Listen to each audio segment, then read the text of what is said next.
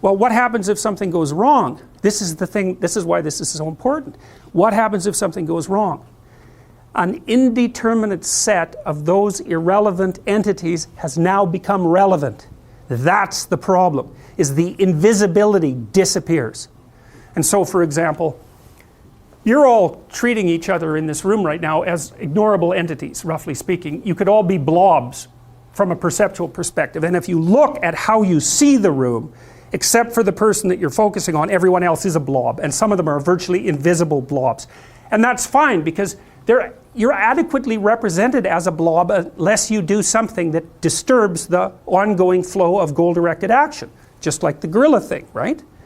So the damn gorilla was invisible because it didn't get in the way, even though you'd think, of course, you'd see a gorilla. It's like everything that doesn't get in the way is invisible, except for that small fraction of things that you can use for your purpose.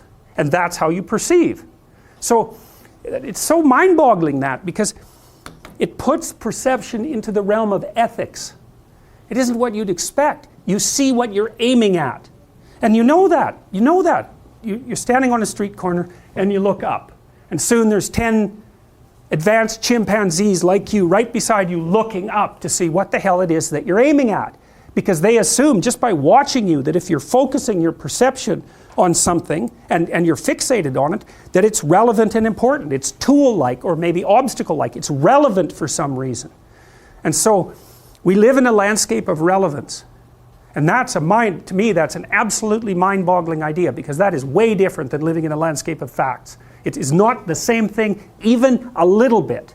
And there are philosophers who've pursued that idea quite, well, I would say to quite an incredible degree. Heidegger is probably the one who's done that more than anyone else.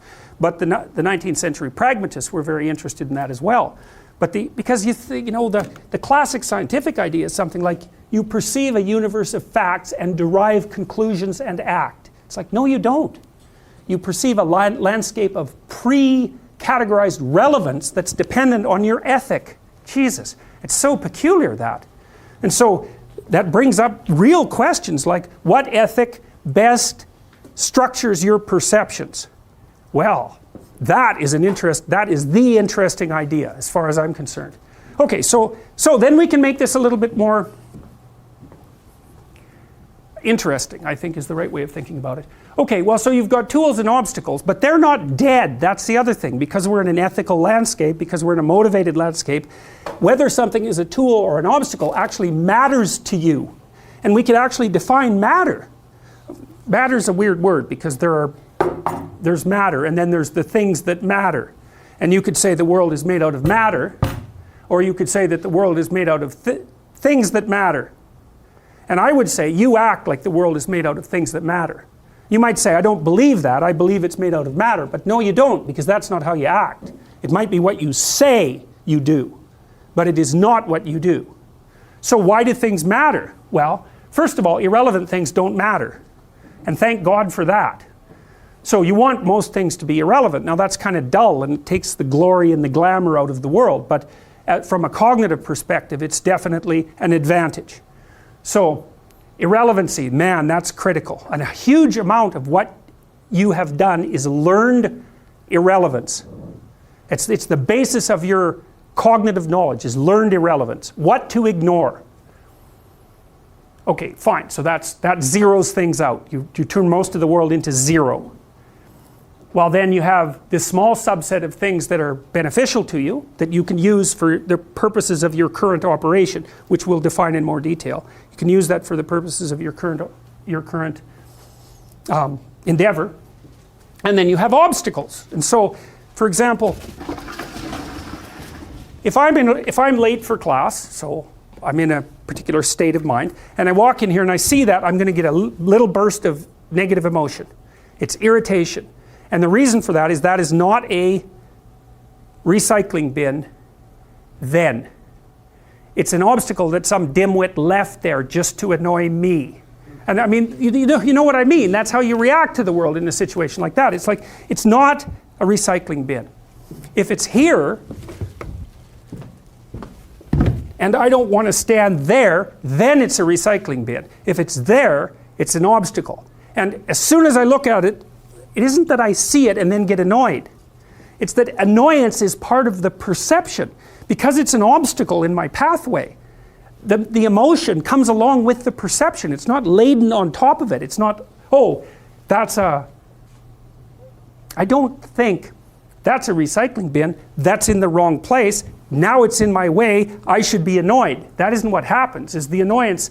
My suspicions are that the damn annoyance is faster than the object perception, because it's a more primordial circuit.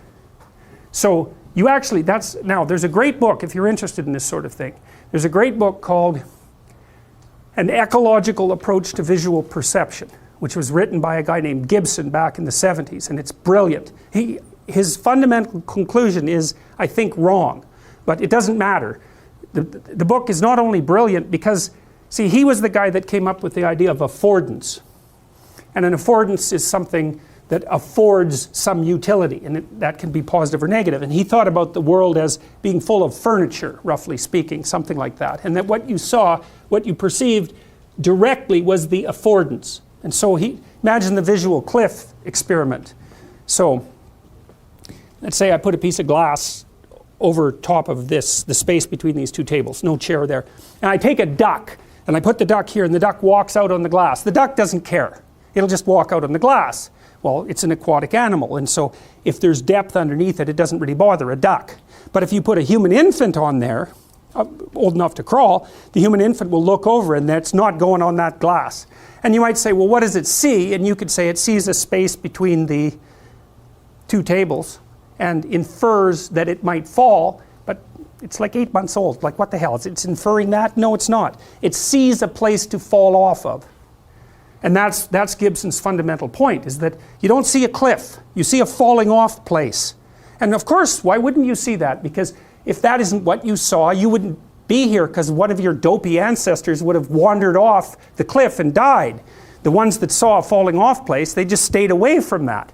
And you know, if you have vertigo, and even if you don't, if you're up on the 35th floor of an apartment building and you walk out onto the balcony, it's really interesting to notice your perception, because you might think, well, you see the space and you become afraid. It's like, no, you don't. You walk closer to it and your body, you perceive the damn thing with your body. You can also see it, but you perceive it with your body. It's like, don't go there. Don't go any closer.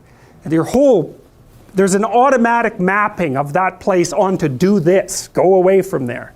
And that's underneath and faster than the actual, quote, conscious object perception. So anyways, the other thing about Gibson's book that I love is he is so clear, that guy. He's such a good writer, because he takes you through a very complex argument, but it's just a pristine example of reasoning. The whole book is reasoning. It's brilliant, brilliant. So anyway, so if you want some background on that idea, the idea of perception of utility, let's say, that's a great place to look. But it's also worth thinking about it from a biological perspective, because bloody well, of course you're going to see the world as what matters, because you're the sort of creature that cares about what matters, mostly because you don't want to die. So you can't remove the fact that you don't want to die from your perceptions. Well, if you did, well, you can imagine what would happen if you did.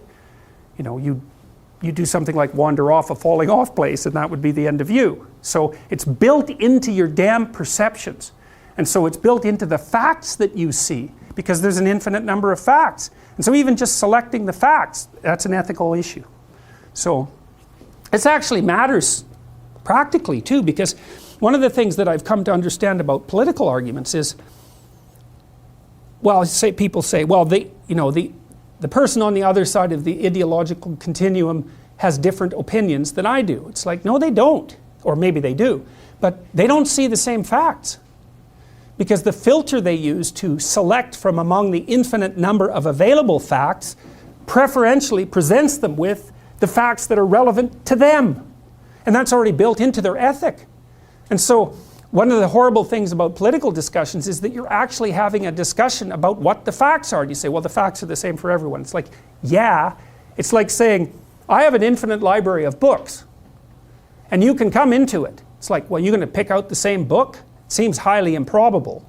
And that's the problem with facts. It's like, there's a lot of them.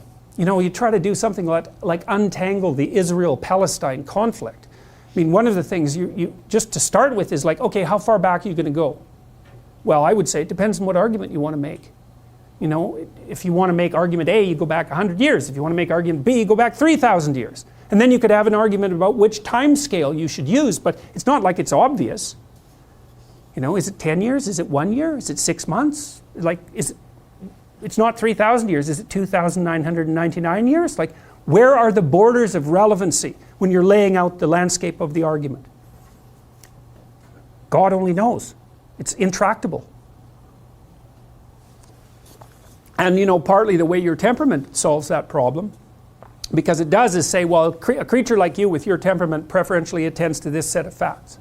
And that'll work, because attending to that sort of facts is likely to produce a reasonable outcome for you in most circumstances. And it's a way that you simplify the world and make a tremendous amount of it irrelevant. A priori filters.